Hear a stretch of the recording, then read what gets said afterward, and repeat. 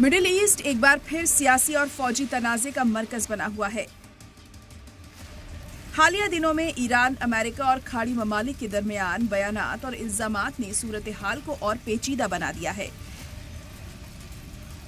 Iran ने UAE पर किसी भी मिसाइल या ड्रोन हमले की सख्त तरदीद की है। तेहरान का कहना है कि अगर उसने कोई फौजी कार्रवाई की होती तो वो उसे छुपाता नहीं बल्कि खुलकर ऐलान करता। साथ ही ईरान ने यूएई को ये भी चेतावनी दी है कि अगर उसकी जमीन से ईरान के खिलाफ कोई कार्रवाई हुई तो जवाब सख्त होगा। ये बयान ईरान की उस पॉलिसी को दिखाता है जिसमें वो अपनी फौजी कुव्वत को छुपाने की बजाय डिटरेंस यानी डर पैदा करने के लिए खुलकर इस्तेमाल करता है। वहीं इराक के कुर्दिस्तान इलाके में ड्रोन हमलों और धमाकों की खबरें सामने आई हैं। आसमान में आग के गोले देखे गए और कई ठिकानों को निशाना बनाया गया।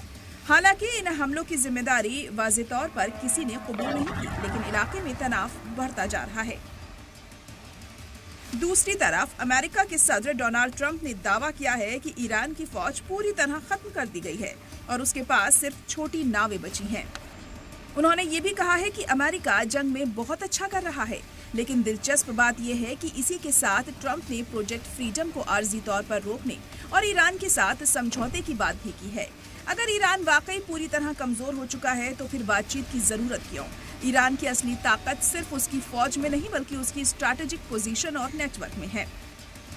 हॉर्मुज की खाड़ी पर असर, जहां से दुनिया के बड़े हिस्से का तेल गुजरता है। रीजनल ग्रुप्स और अलायंस इराक, सीरिया, लेबनान में असर।